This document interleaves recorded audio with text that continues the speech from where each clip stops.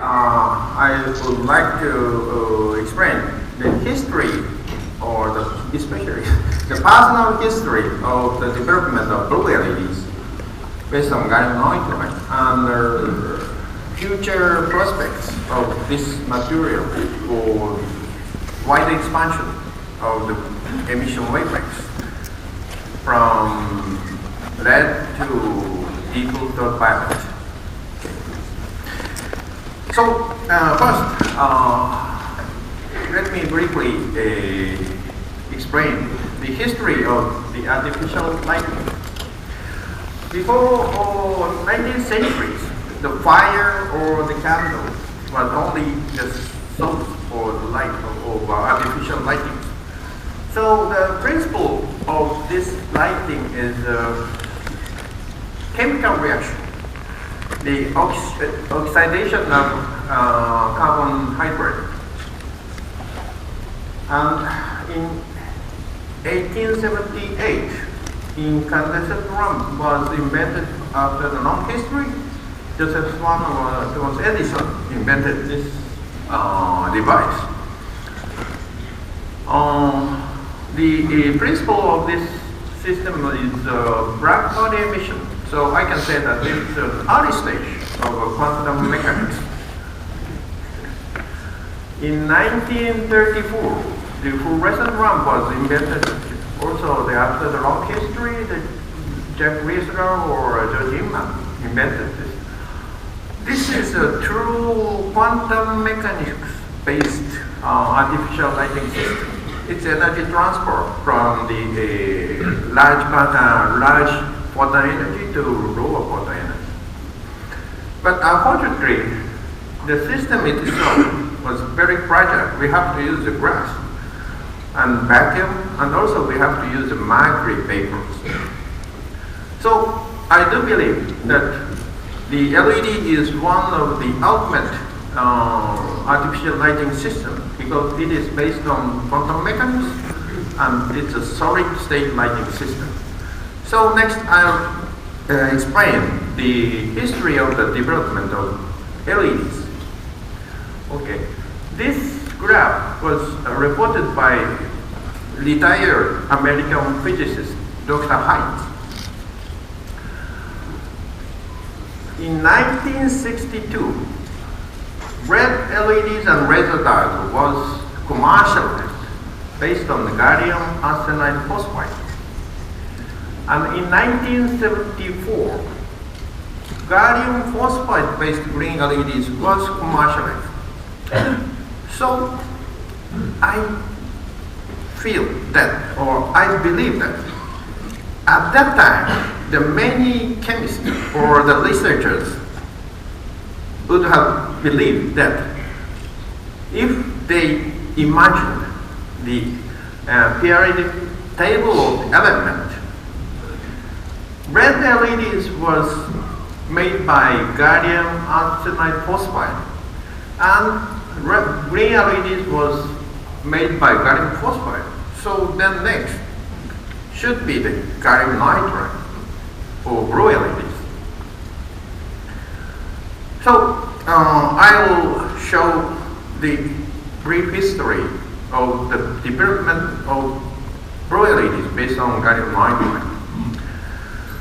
This material was first synthesized in 1932, but this person first found the potential of this material as the blue luminescent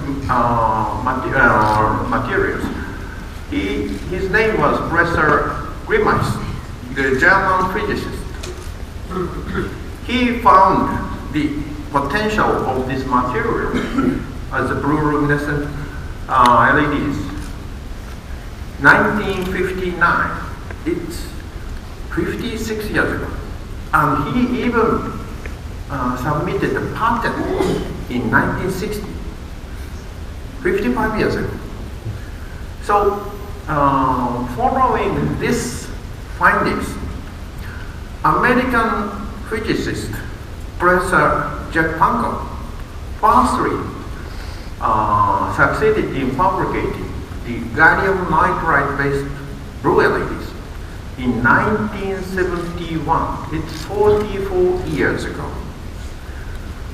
Unfortunately, his LED was not the PN junction type, but metal insulator semiconductor type. It's only N-type and semi-insulating layers. So the efficiency was limited to below. But following this success, many world's top-class electronic companies tried to commercialize this Hankook type blue LEDs in 1970s. For example, RCA, United States, the Philips brand, and in Japan, Oki Electric or Hitachi or Matsushita, now Panasonic. But unfortunately, all the efforts to commercialize Hankook type LED were unsuccessful. So I can say that it's the first boom of gallium nitride LED in 1970s. It's a too early trial. So many researchers at the time abandoned this material and moved to or started another material research such as zinc selenide or silicon carbide. But only one person, he could not abandon this material, but the company decided to quit the project.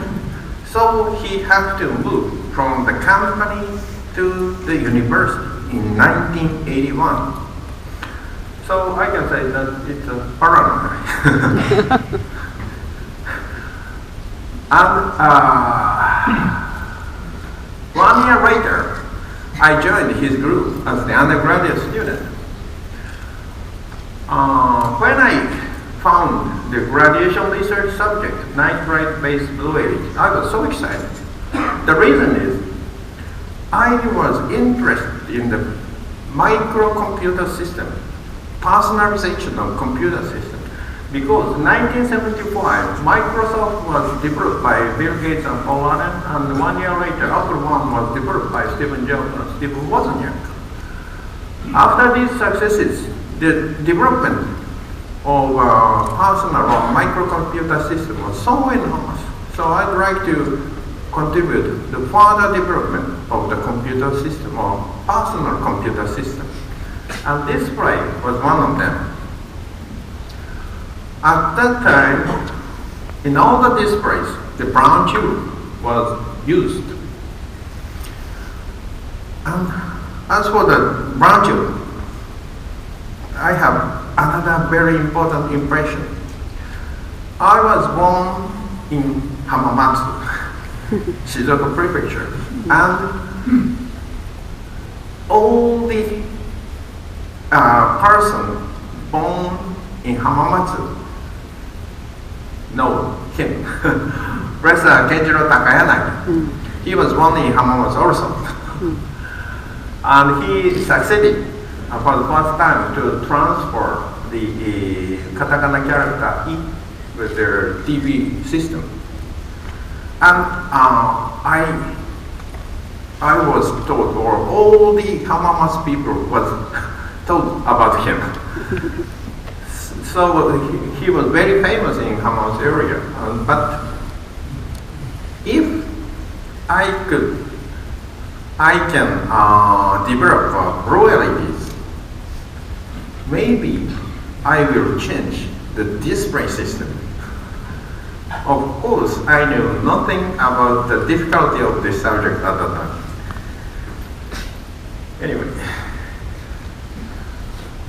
let me explain why the gallium nitride was so difficult. If we synthesize the gallium nitride with the direct reaction of metallic gallium with nitrogen, we need a very high pressure and a very high temperature. It was almost impossible. So we need to use the chemical reaction to reduce the pressure temperature. And in general, we use ammonia as the nitrogen source. As the substrate for the epitaxial growth of gallium nitride crystals, we need a foreign substrate. But at high temperature, ammonia is very, very reactive. So the substrate material is very, very limited. Sapphire is one of them. It is tolerant against ammonia, even at high temperature. But the problem is the lattice mismatch. In general, in order to grow single crystal semiconductor materials, the lattice mismatch should be less than 1%. But this system, the lattice mismatch is as large as 16%. So many people think it is almost impossible to grow single crystal gallium nitride. When Professor Akasaki moved from the company to university, he decided a very important thing, that is the change of the growth method. In 1970s, almost all the people uses hydride vapor phase epitaxy. It's a chemical reaction of hydrogen chloride with metallic gallium to form gallium chloride. Then it reacts with ammonia. This method, it is very difficult to control precisely the temperature. So the yield is very, very low. So the Professor Akasaki decided to change the growth method from the conventional HVP to metal organic vapor phase epitaxy, trimethyl with gallium with ammonia. In this case, we control only one position. So it is very easy to manage. Well, it is very easy to control the chemical reaction. And I would like to emphasize, especially to the young people, it's a very good old days. In the laboratory, nobody knew about MOVP. It's a brand new method. So even the beginning student like me could freely discuss with professor, associate professor, assistant professor, with no hierarchical relationship. That's a very important atmosphere. So students could independently proceed experiments, and then students tend to feel the responsibility for their research results. Next, I'd like to explain the funding situation of Akasaki Laboratory at that time. When he moved from the company to the university, first year it's 33,000 US dollars, and the second year 27,000 US dollars. In order to buy the brand new MOVP reactor, we need at least 1 million US dollars. So of course we couldn't buy it. So the students thought, and we should build MOVP reactor by ourselves. So we have done the MOVP reactor by ourselves using a Geissler tube to check the leak. And also the post processing, it is very easy. It's a piece of cake. And also the beer bottle is very important to make RF coil. RF coil is very expensive. So we bought a straight copper tube. It is relatively, so cheap. So by buying a straight copper tube, then heat it, then round and round the beer bottle. So we can make a very good RF coil. Then we have develop our own, only one MLVP reactor with Dr. Koide. He is now a chief engineer of Nilium. So using this, our original MLVP reactor, we started the experiment, crystal growth experiment. But the 16% lattice mismatch was too rush for the beginning student. So the bachelor course and first year of the master course and the second year of master course, I couldn't grow the high quality gallium nitride crystals. So almost 3 years have passed without any improvement. Just at the end of my master courses, there's a paper, journal paper from other group. It's Matsushita's papers. Yeah, the company did such a thing. I mean, after Professor Akasaki moved to the university, they started the another research for the gallium nitride. But anyway, when I read these journal papers, I got very strange feeling, because Professor Akasaki got the gallium nitride crystal grown at Matsushita by HVP to Nara University. And I had the chance to see his crystal. The size is very, very small, but the surface is atomically flat. Very beautiful. But when I read this paper, the surface was not so good.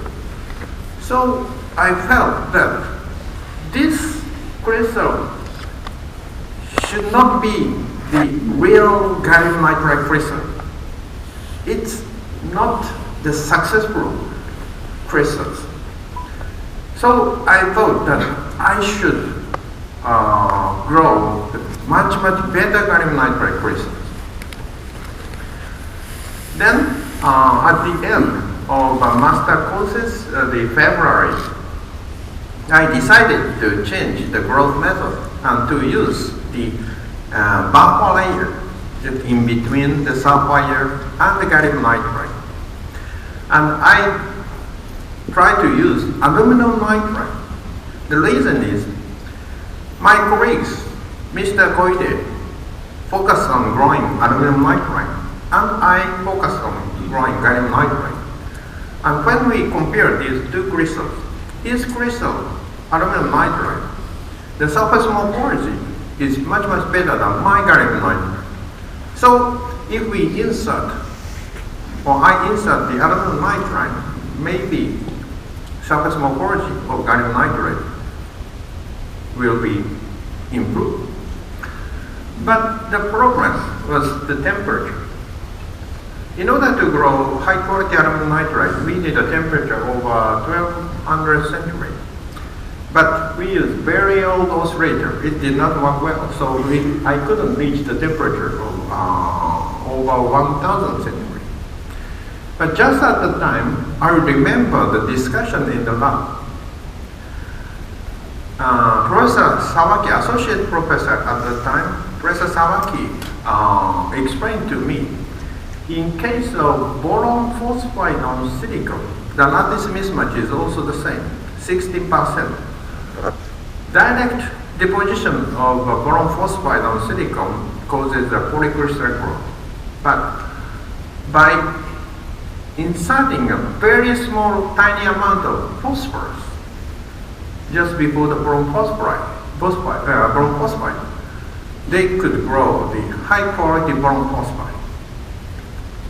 So I thought that if I injected the small amount of aluminum nitride, even at low temperature, maybe it will act as the phosphorus.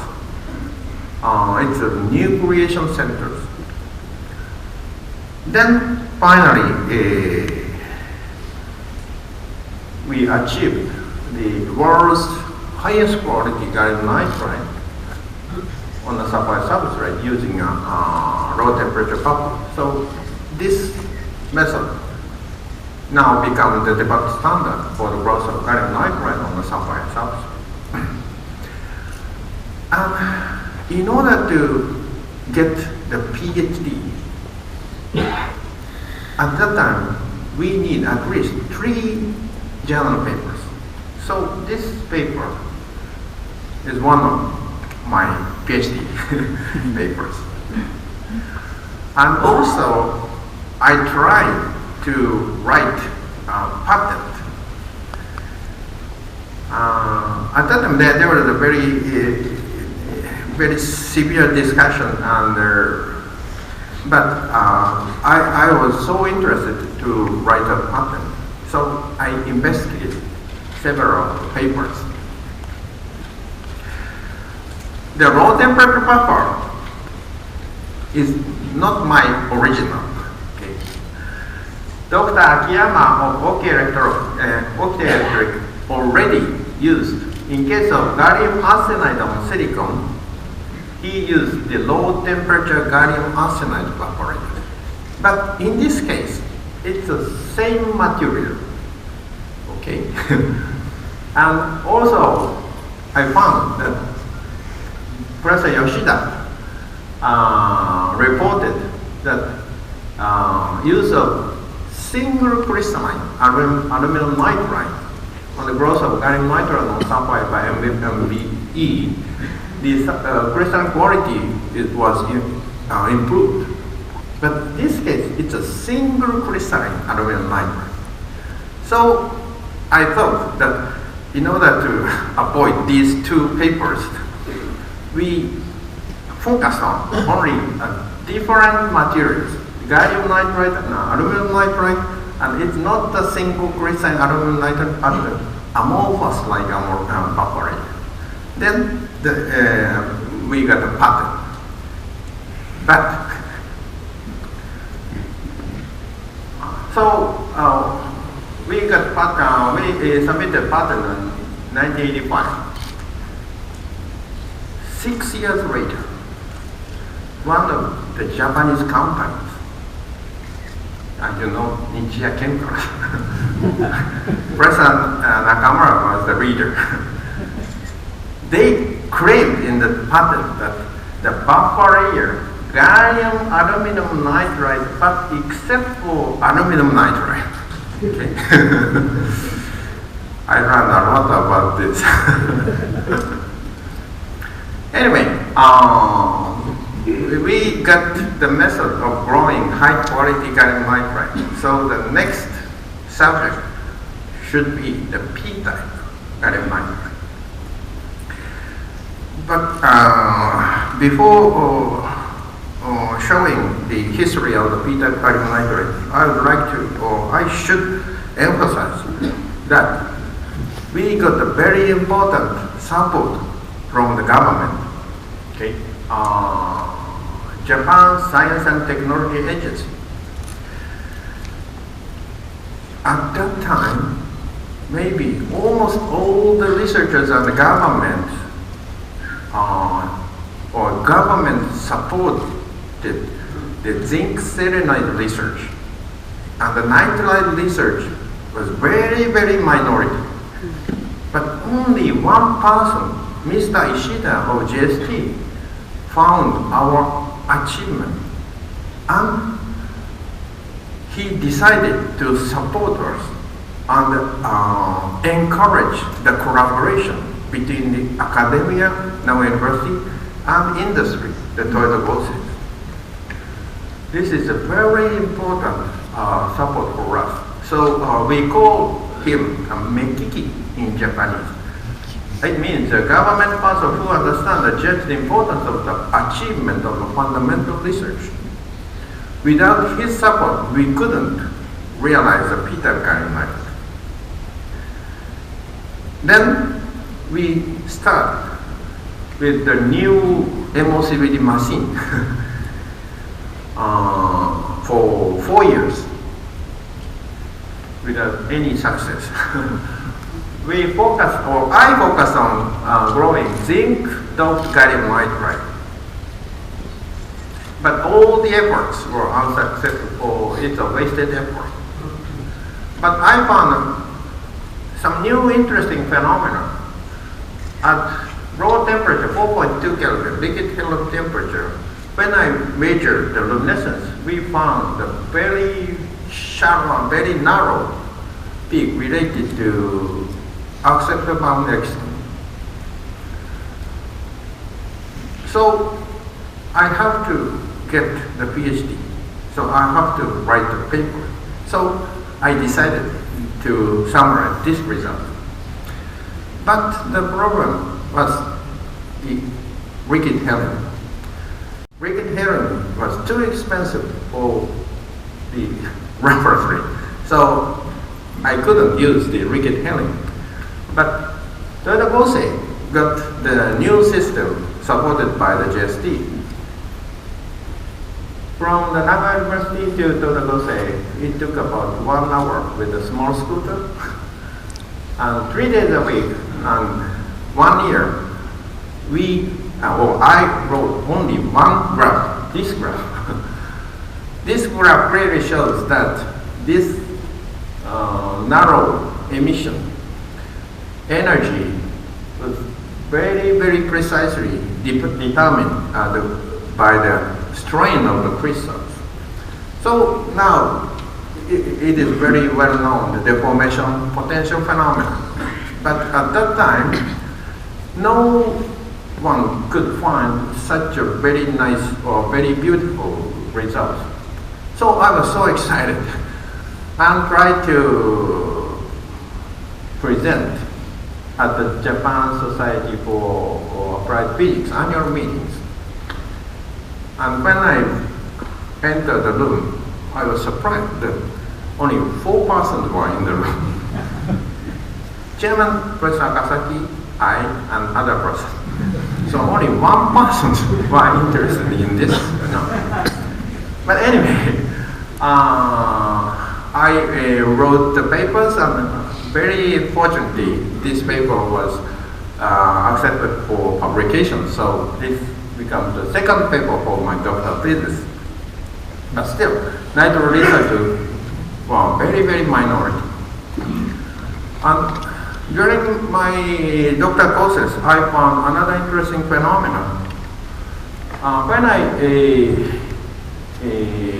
went to the NTT as the internship, I found that during the electron beam irradiation, the blue luminescence of zinc doped gallium nitride was very, very irreversibly enhanced. So this phenomenon is very interesting. So I should write the paper. So I thought that I got the PhD. Then I presented the Luminescence International Conference on Luminescence held at the National People's Congress of Beijing. But when I went back to Naga University and investigated the previous studies, I found that this paper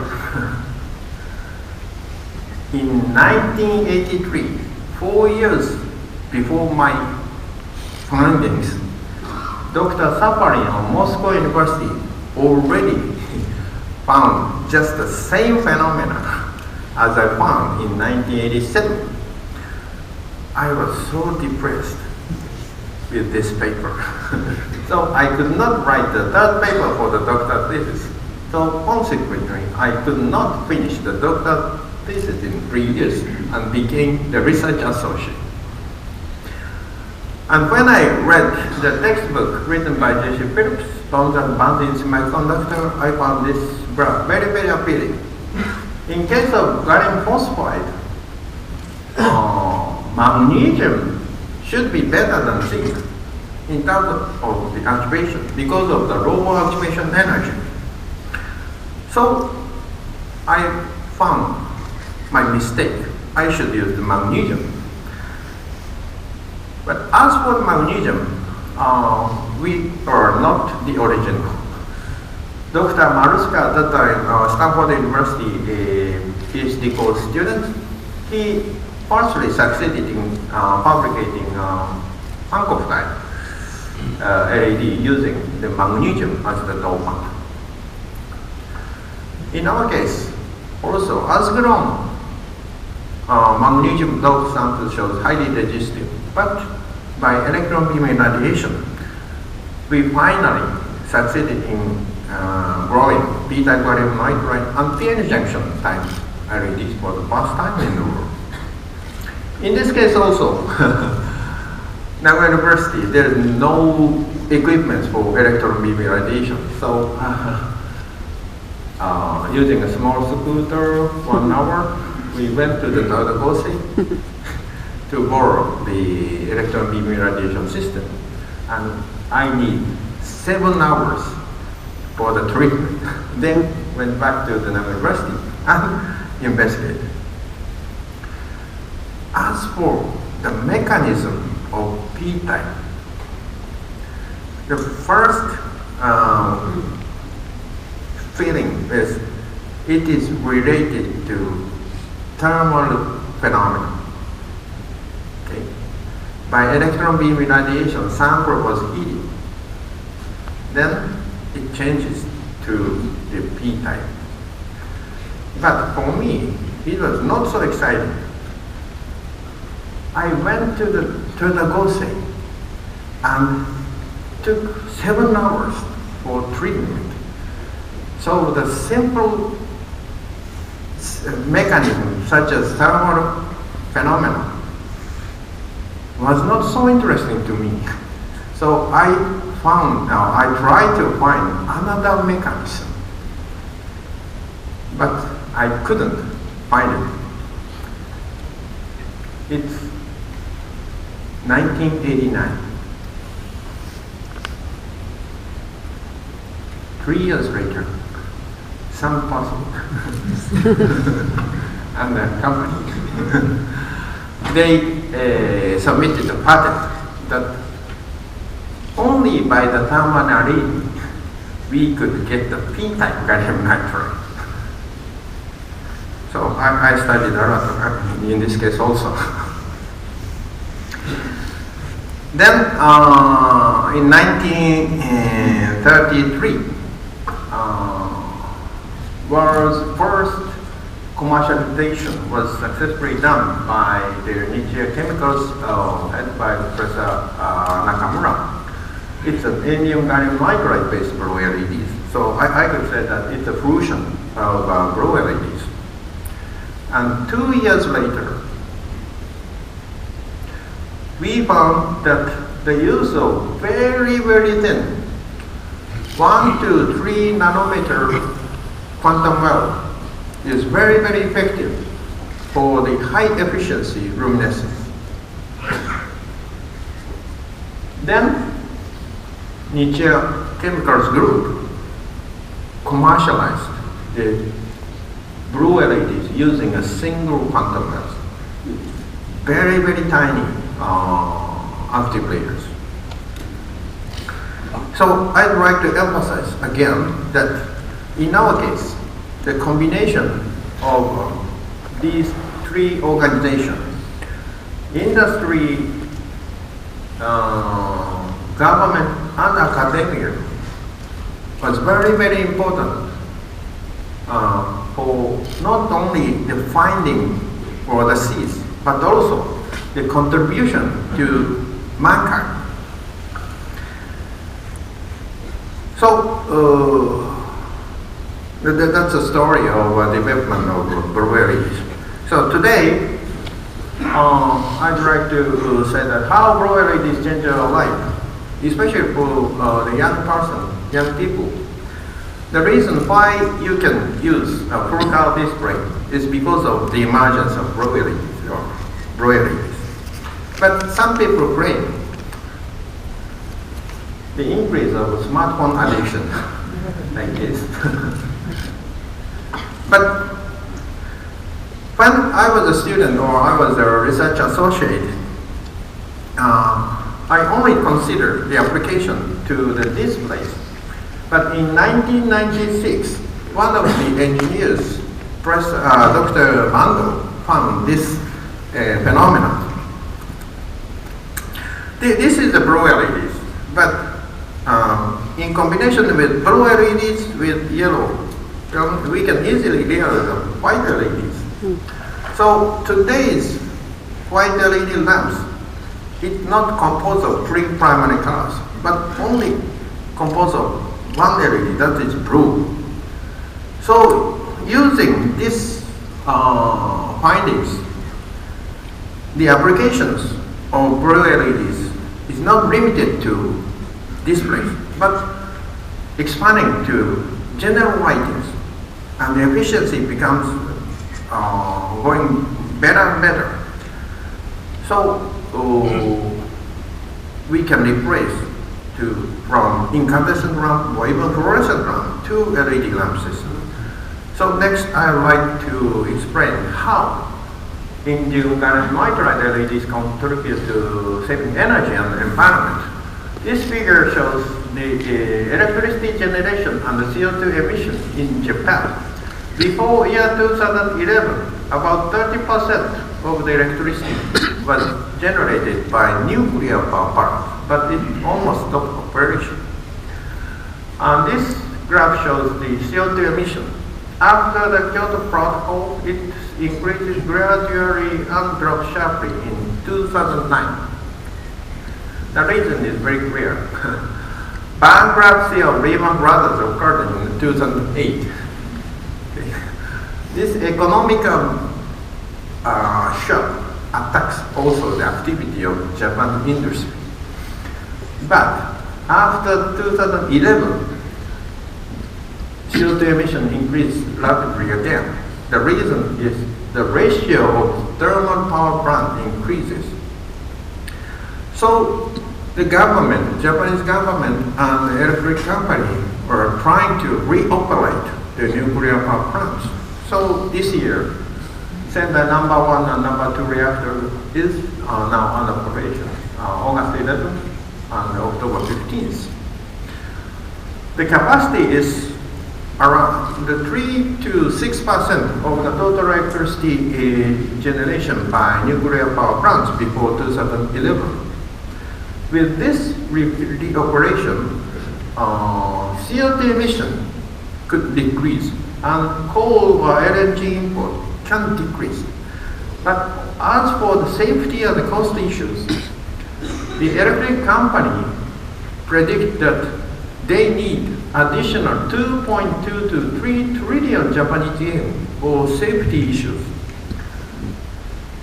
It is impossible to collect within 40 years of operation.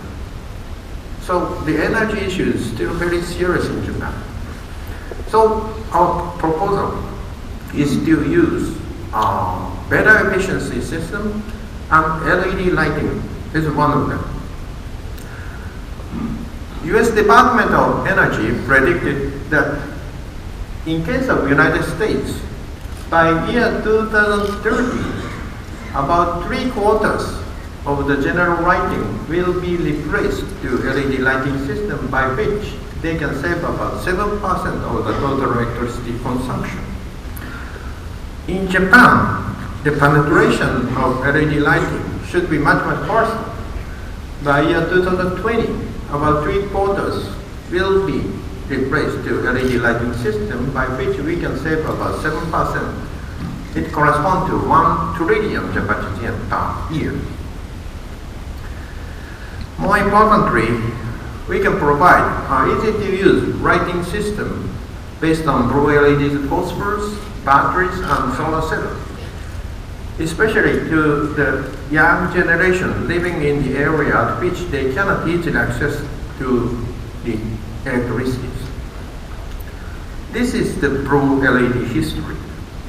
So today, we can get commercially available devices such as blue LEDs, green LEDs, white LEDs, and blue light laser diode and also high frequency and high power HAMS system.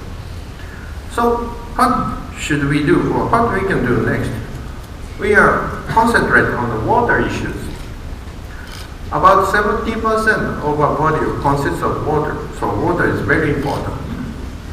And UNICEF reported that still 660 million people could not access to the improved drinking water. 2.4 billion people cannot access to the improved sanitation facility, especially in sub-Saharan Africa or Southern Asia. And global warming causes increase of bacteria and wills in drinking water, even in the northern part.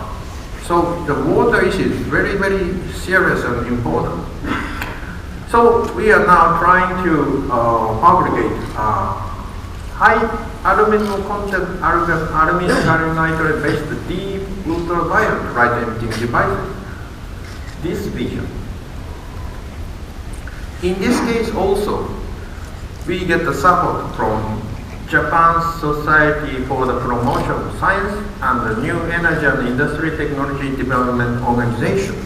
And we could develop our own high temperature, very high temperature LVP system.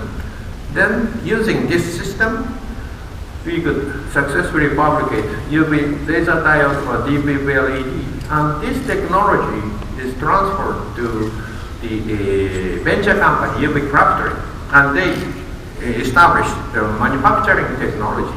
And this manufacturing technology was also transferred to the big company Nixon. Then this is the example of the performance of our DPV LEDs, 285. Efficiency, external quantum efficiency of all plug efficiency is still limited to below. We understand the reason. The light extraction efficiency was very low. But by increasing the injection current, we can get the sufficient light power. Then we can use it as the sterilization, bacterium sterilization. This is the case of chlorine bacillus. By irradiating 265 or 285 LEDs, we realize they're perfect, almost perfect sterilization.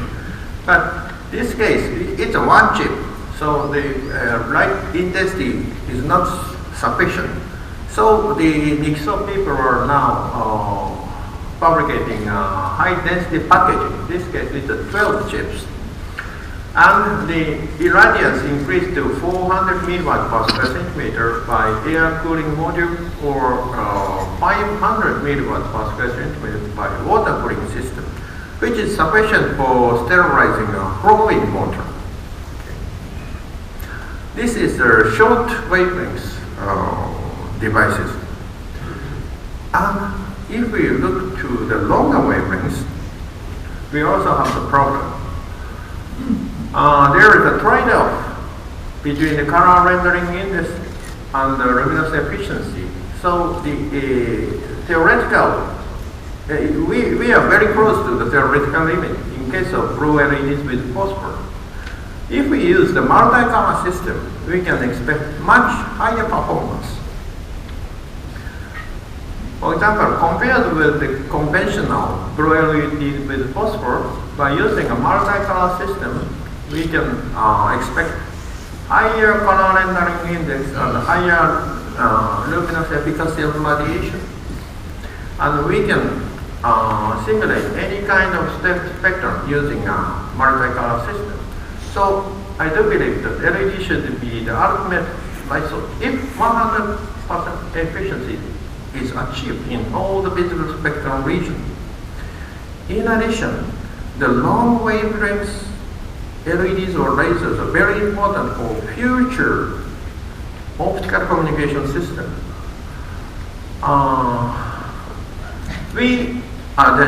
In Japan, there is a very nice high-speed backbone network based on quartz. But quartz fiber is very expensive and not flexible. By using our plastic optical fiber, we can realize cheaper and more flexible optical communication systems. Today, we only use the LED, LEDs or laser diode as the light source. But in combination with the LED to yellow or green or blue, we can realize a multi-wavelength optical communication with a very low cost. And also, the nitride system is very promising for high temperature operation compared with the phosphor-based red LEDs. So in order to realize such novel devices, we need these lesions, high indium content, indium gallium nitride. But we are facing the problem of green gap. LEDs using phosphor, the red region, the efficiency is high. Using the nitride, the efficiency is high in the blue region, but in both materials, the green or yellow efficiency is very low. Please imagine the periodic table of the element once again. From the bottom, the group 5, arsenide, phosphorus, and nitrogen. Okay? There is no element between the phosphor and nitrogen. That's the reason why the green LED is so difficult to realize. In addition, we have the problem of high pressure, high equilibrium pressure of indium nitride. This figure shows the inverse of the temperature of the function of equilibrium nitrogen over pressure. Indium nitride, we need a very, very high pressure.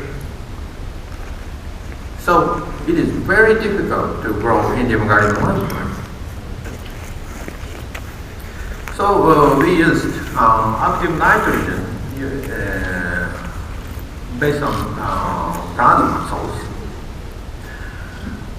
And also, one of our students trying to fabricate a three-dimensional LED system. This is a process for the growth of three-dimensional system. And in this case, the hetero junction is just here. So the strain or stress is very, very limited in this region. So we can get high quality gallium nitride or indium gallium nitride three-dimensional structure. In this case, we need a very complicated growth procedure. That is a pulsed mode growth. By changing trimethyl gallium injection or evacuation, we can control the shape of the three-dimensional system. And also by controlling the ammonia injection and evacuation, we can control the size and the shape of the crystals.